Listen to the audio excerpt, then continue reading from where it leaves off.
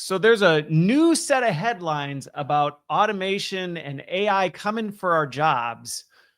But this time, the data is telling a very different story than many of the ones you'll find out there. Now, this is coming out of a 31-page study from an organization called RemoteLabor.ai. And it was all about some pretty comprehensive testing they did on AI agents and how it performs related to actual paid human work. And as a teaser, it at best, AI did about 2% of the tasks correctly. Not 25%, not 50%, 2.5%. And that was the best, which means if you're thinking of replacing your people one-to-one with AI, just know you're considering swapping a full human for about 2.5% of one at best. That's where automation is right now. That is insane. But before we start celebrating, there's more to this research than meets the eye, and it raises some tougher questions, which we need to dig into before we move forward. Because while it might make you pause on layoffs and hold off what you're doing or rethink what you're doing with automation, it doesn't mean we should throw the idea of automation out the window.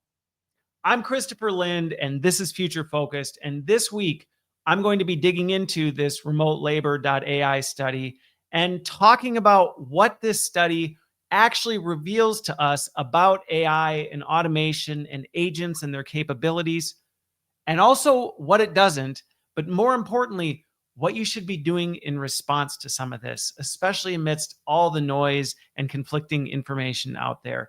Because this is a research report that every leader, every professional really should care about if you care about using AI effectively without losing your edge.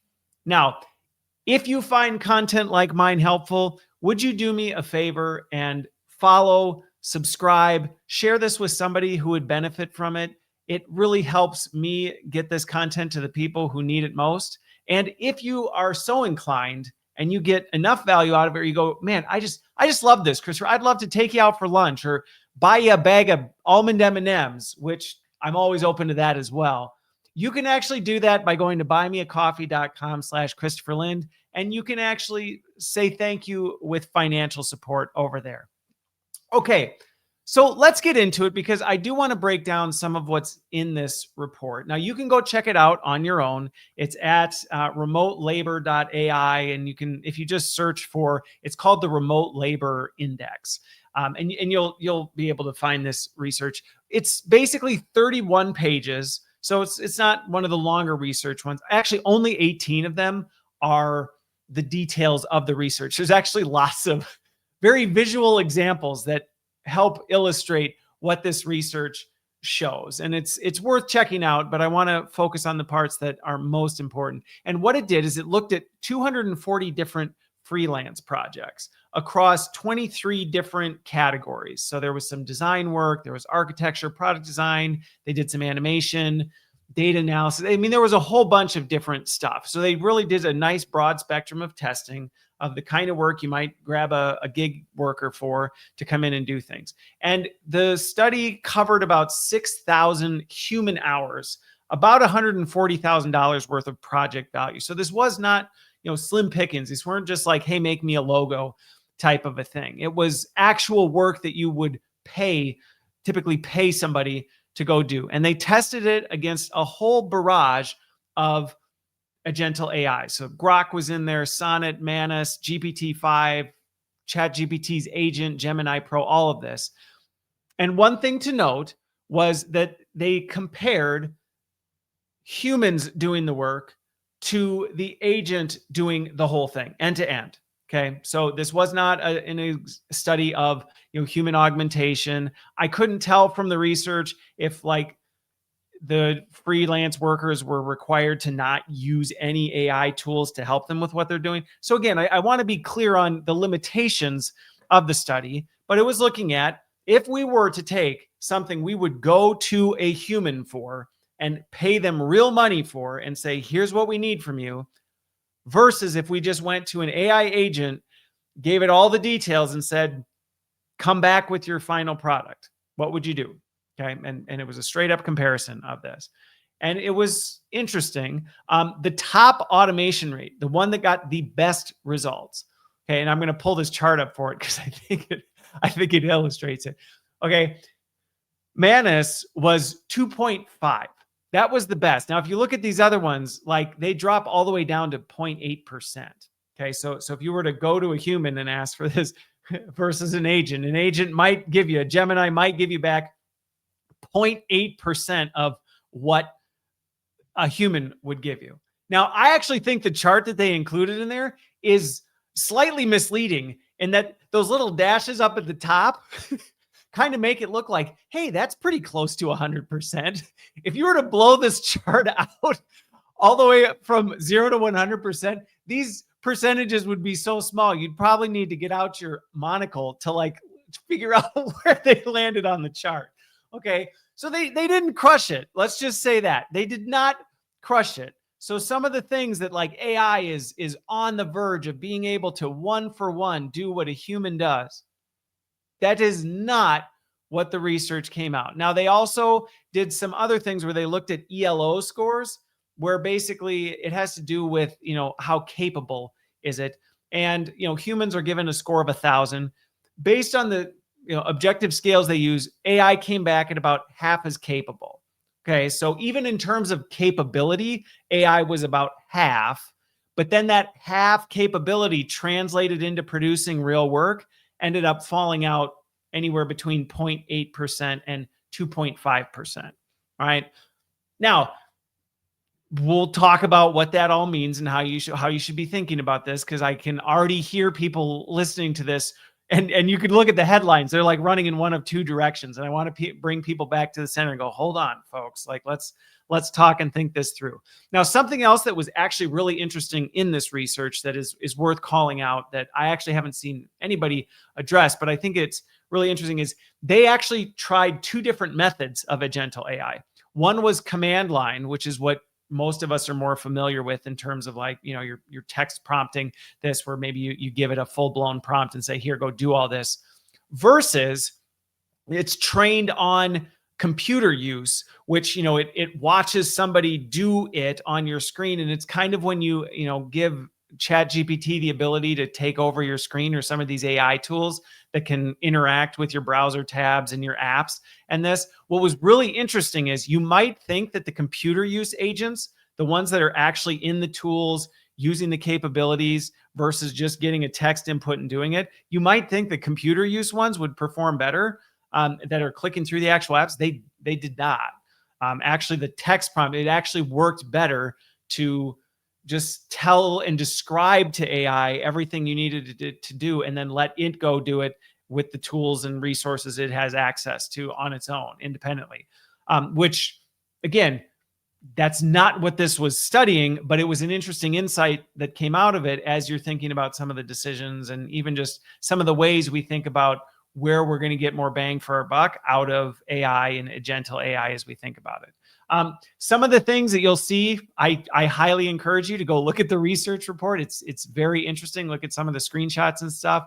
AI consistently shared incomplete or corrupted files. It was just inconsistent. It was all over the map in terms of quality. Like you look, one in particular this comes to mind is this like product, pitch for earbuds, and you look at the earbuds and you're like, whoa, like you even got reference images, and that's what you came back with. So they were pretty rough, and the formatting was all over. And it's worth noting that these projects weren't, like I said, these were not, hey, I'm a tech podcaster, create me a logo, and then you normally would pay $2 on Fiverr and get some click art or clip art, back, and you're like, hey, I could do a better job than that. That's not what they were doing with this. This was like serious work. The projects ranged from like up to 10K and 100 hours. So these were serious work, which, if you follow the industry, a lot of the noise out there is that AI is capable of one-to-one replacing humans, or pretty darn close to that, which has business leaders making a lot of decisions off of that. And this data just rips the mask off of it. Okay. So while AI is improving, we are nowhere near full-blown autonomous AI. But I think it's worth addressing, and this is where I want to spend the rest of the podcast. There's a bigger story, because it's not about what it can do or how easily we've been fooled into thinking, what it can do. There's a lot of so what's behind it, but that's what the research is. Again, I would encourage you to go check it out and look at it. But let's talk now. Let's transition over into the so what, because I think there's 3 really actionable insights that everyone can walk away, whether you're a business decision maker, whether you're a C-suite leader, a business owner, or you're just an individual going, okay, so how do I respond to this? I think the first one is the idea that AI can one-to-one replace a human, and the data comes back with 2%, 2.5% at best automation. That's like, the gap there is delusion. And we need to call that for what it is. If you are someone who is actively replacing people with AI right now, you need to understand you are replacing 100% of a person with 2%, 2.5% of that person. And I would actually argue it's significantly less than that, because when you told AI, like in this study, when you told AI to do that, there was no like, they're picking up extra slack over here, they're doing these other things, they're filling the gaps in other areas. So I would actually argue 2.5% would be a very, very, very generous assumption of how much AI is automating something. That is in an instance where you're going, here is this one thing that I am giving you explicit instructions on doing. Now, please go do that for me without any additional input and support. Came back 2.5%. So if you are currently planning, budgeting, in the process of doing full-on replacement, full stop. And I mean that with all the intensity that I am trying to communicate right now, because on the surface, I will admit, these models, they look productive and fast and clean, and it looks like it can be on brand. But it became very apparent through this research that you don't have to look very far beneath the surface before the cracks start showing. And you can start to see, even if you don't have expertise in the area, you're seeing the missing logic and the shallow analysis and the broken visual. Like, you don't need to be Sherlock Holmes to very quickly go, now, wait a minute here. There's something wrong with what this generated. And like I said, 2.5% best case scenario. And I think you need to think about how that risk just continues to amplify, because it's not just about the fact that you may hand something off to an agent and get 2.5% back what you would have had you handed this off to a person. It's that this stuff kind of compounds because of the invisible nature of it. It gets further down the line before you catch it. Can you imagine if you were an organization that asked an agent to do some of this freelance work and then didn't take the time to look at it and got in front of a client? I'm telling you, if you see some of these examples, you could destroy your entire brand by bringing some of this stuff forward. And you might go, well, we would never do that. Well, that's not necessarily true, and it's happening. And, the other thing that came clear from this is it wasn't really clear where this was coming from or how it was pulling this up. So the plagiarism, the hallucinated data, like all of this stuff compounds with it. And the one thing that I just thought as I was looking at the results of all this is how much work is going to go to clean up the mess on some of these things. Like, I looked through some of these case studies and I was like, if you had to fix it along the way, it would still be work. If you just got this product back, and let's say you were expecting a client-ready deliverable, and you got handed back to you what some of these agents created, you'd spend multiples in terms of time and resources to clean. Like, you basically would have to throw the whole thing out and go, we're starting from scratch, except now we spent all this time writing the right prompt and describing this to AI and all this stuff, and we paid no attention to what it did in the process. Like, you would be starting, I would actually say, before the ground zero. So in terms of this one, like in terms of practical actions, and I think it's not about malice. It's not that AI is doing this stuff wrong. It's just we are confusing looking productive with being productive. And I think that's the real insight and risk that this research brought out. And so if, like I said, if you are in full stage swap out people for AI mode, which I know many organizations are, you need to pause any one-to-one replacement plans that you have. Just do it. You will thank me later. I promise you.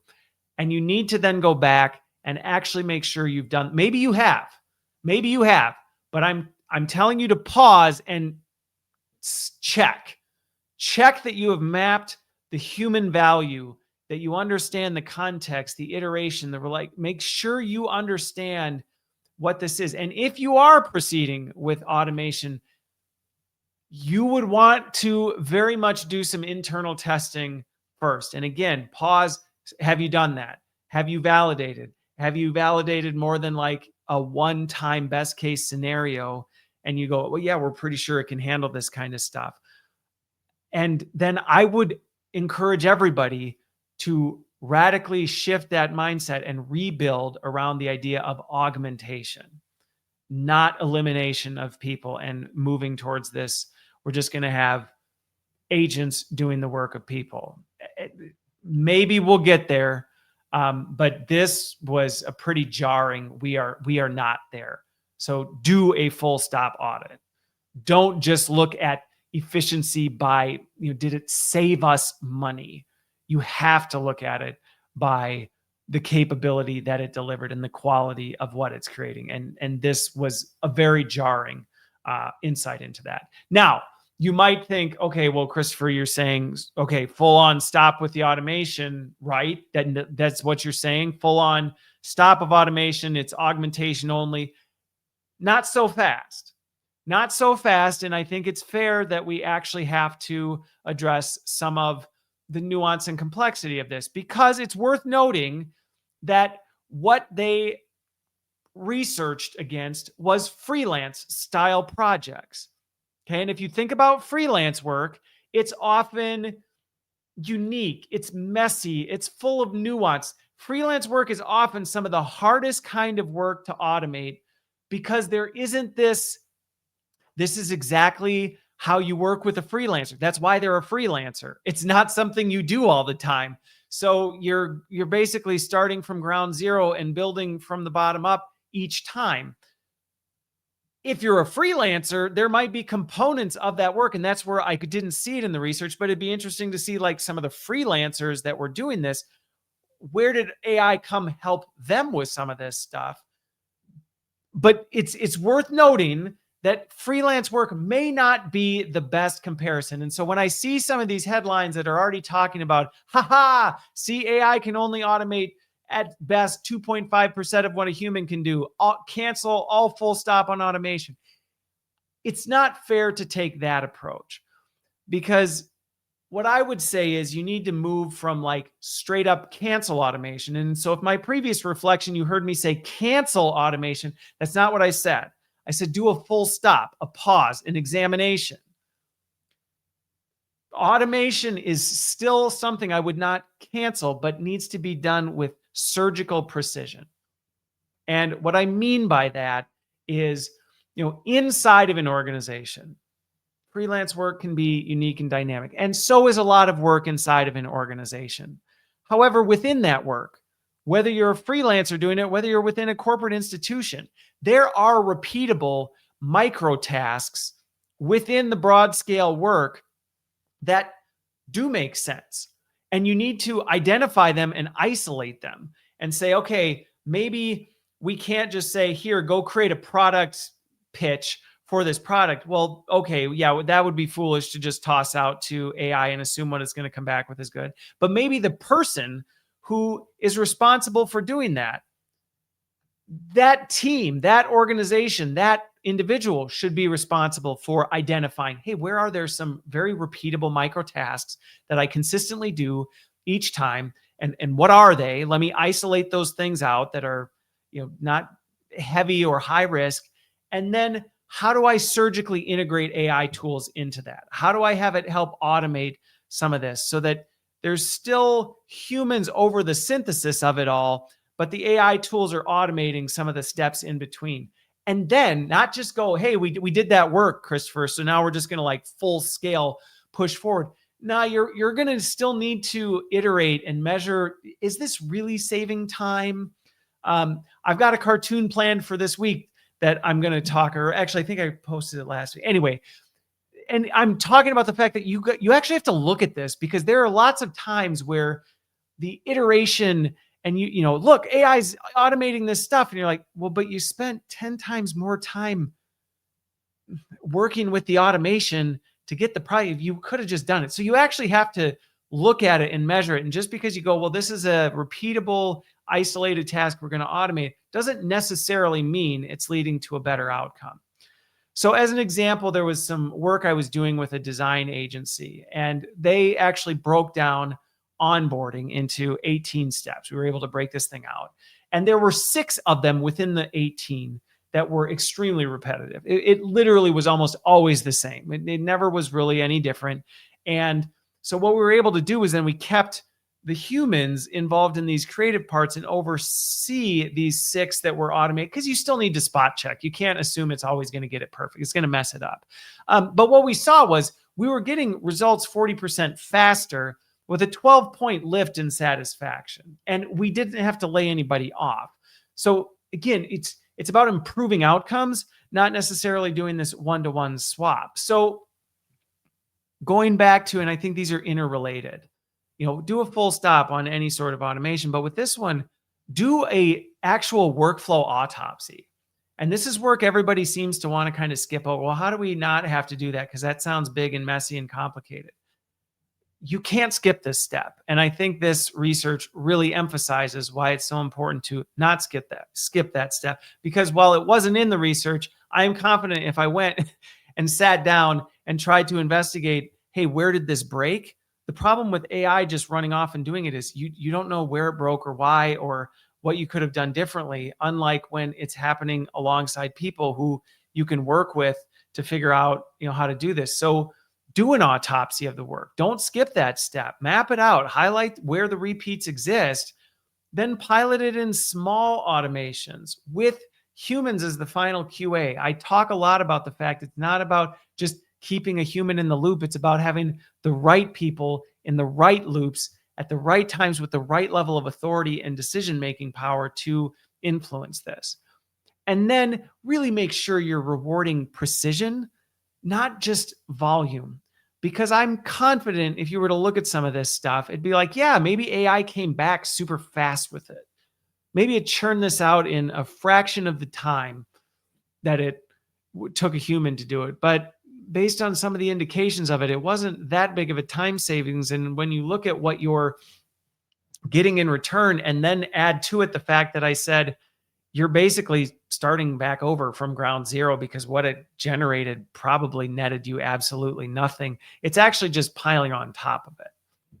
Now, the third one that I want to talk about, and then we'll wrap here, is that I get it may sound like from the previous 2 reflections and from the research, you go 2.5%, that's laughable, 0.8% to 2.5%. It's easy right now to take this research and say, huzzah, the humans have won. That this is so minuscule and, whatever, we have got nothing to worry about. I would caution you not to take that approach. I get 2.5% sounds tiny. And even I, scoff at it a little bit. But then when I sat with it and actually backed up a little bit and thought about where we were even a year ago, which was a year ago, it was like 0. Okay. That's a 10-fold jump. I mean, technically it's infinity if you want to go 0, but you get what I'm saying. All right. Within a year, there's a significant increase. For context, if you look at past big transformational things like this, like the internet took almost a decade to hit its first 10x in productivity. A decade. Electricity, like multiple decades. AI did it in a year. So I say that because it's easy to dismiss the 2.5% and say, great, like let's kick back, let's relax. It's going to be a long time before these machines are capable of doing anything. There's danger at the polls. And what I mean by danger at the polls is, yes, it is absolutely reckless to run in and say AI is just going to do what humans do and we're just going to hand things over and we're just going to not, let it do the work and have no guardrails, no human oversight. We're going to trust it with stuff. Yes, that is absolutely dangerous and reckless, and you are going to get burned big time. But the solution to that isn't to flip to the other end of the pole and go, see, yeah, 2.5%. This is not something I'm ever going to have to work out in my lifetime. And Christopher even said that 2.5% is very generous when compared to what people really do and all this other stuff. So I'm just going to kind of kick back and say, yep, this is just AI hype and it's going to fade into the distance. It's not. I think where the real wisdom comes is in the middle ground, which is about discernment that everybody, every organization, every leader needs to take, which is regular experimentation, but experimentation with responsibility and the ability to learn and adapt fast. And learn and adapt fast doesn't just mean take on more. It also means recognizing when, hey, we tried this, it's technically working, but what we're getting out of it is not actually more beneficial. Or maybe some other automation capability increases and you'd be better investing your resources into that and shifting things over here. Or maybe just the very nature of the dynamics of the team and the culture of your organization may have you needing to pivot and adjust and do things. There's no blueprint for this. But jumping to the poles of either all in or all out is dangerous. It's dangerous. And this will catch up. Because fear will make you slow. If you're afraid you're going to move really slow, but if you jump on the hype, and we're seeing this right now, it gets sloppy. You make mistakes you would have never made. So they're not helpful. So in terms of what you can do, how you can think about this, what actions you can take in response to this project or podcast is, let me break it down into, two different categories. If you're an individual, I would encourage you to lean in and figure out how to be a conductor with AI. Figure out how to orchestrate it. You know your work. You know what parts are repeatable. You know don't wait for your organization to tell you to do it. Don't wait for, it to get to a point where AI can technically automate 75% of human workflows. Like, do it now. Get your conductor muscles working. Validate the outputs. Experiment with some of this stuff on your own. Learn the nuance of where it does pretty good, where it doesn't do well, what kind of tweaks in your conducting you need to make it perform the way you need it to. Identify where it helps and where it hurts. Not only so you can take that into consideration in your own work, but so that you can be a voice and an advocate for it. You can start speaking intelligently about it instead of just parroting the headlines about it. I mean, it's great that you're listening to this podcast, and my goal is to inspire curiosity and critical thinking in you, but it's not so that you can just go parrot what I said back to other people. It's so that you can then take this and go do some of this work and then speak intelligently about your own personal experience with it. Now, for organizations or leaders leading those organizations, I think there's real opportunity for you to embed AI into some of the ways you're growing and developing your leaders right now. Figure out, hey, how do we actually equip our leaders to lead these kinds of things I just described in the two previous things? Because I can tell you right now, a lot of leaders are just so busy trying to keep their head above water. They're not sitting thinking about, hey, how do I not only do this orchestration for myself, but how do I actually lead this in my team? And so you as an organization have a responsibility to work that into your plans for developing your leaders and building different role-based type stuff that helps them grow and develop these skills. Now, I would be doing a disservice, and I'm not saying this just because I've created it, but that is why I developed the AI effectiveness rating, is because many people don't know even how well they're using AI themselves, or even what gaps or blind spots they have. And I created the AI effectiveness rating to help somebody in natural language talk through what are you really doing, and then get a report back on like, hey, here's where I'm seeing you doing this. Here's where some areas where you might want to double click into this, and doing that on a personal level. Because while so many organizations right now seem committed to trying to do everything at the enterprise, are we all in on automation, or are we not all in? Are we all in on humans in the loop or not? This is a much more personal and individual transformation than many organizations recognize. And I think that's where making sure everybody in your organization understands how capable am I, and not just based on my own interpretation. I'm a terrible judge of myself. We need something that we can objectively measure ourselves against and go, okay, there I have an opportunity area. I need to work on that. And I think that's something that, whether you use something like my AER or something else, of course I would advocate for mine, but I would say just don't skip that work, because the question's not, can AI do 5% today? It's, is your organization and are you as an individual ready when it can do 25 or 50 or 75 or 100? Will it? I don't know. And that's a conversation for a different podcast. But I think it's more about being prepared for where you'll be. Are you going to be where the puck is going, or are you just trying to like get by where you are right now? Now, there you go. As we come into the home stretch on this, I get this one in particular might feel conflicting, maybe even a little dizzying, because it's like, wait a minute, I'm not sure whether to be happy about this or overwhelmed or freaked out. Like, I get it. Every week is introducing new data. There's new models. There's different predictions. I actually felt this one was really grounding in a world where headlines are saying robots are taking over, and then the next day it says they're completely and utterly useless. I think about the NeoBot, which maybe I'll do a podcast on that one here in the future. But I think this hopefully helps you ground in some of that, because I recognize there is a lot of tension, and it's okay to feel that tension, because the reality is both can be true. Robots can be taking things over, and they can be completely useless. And I think that's actually one of the biggest risks I'm seeing day after day right now, is both of those things are true on a catastrophically dangerous level. But I think this data also gives you something solid, and that it's a reminder that clarity still exists amid the chaos, and AI is not ready to replace you, but it is moving fast enough that if you're not there, it is time to get very intentional about how you use it. So if you or your organization need any assistance in finding that balance, whether it's using AI effectively without losing what it makes your work meaningful, that's the work that I do in my consulting and executive coaching.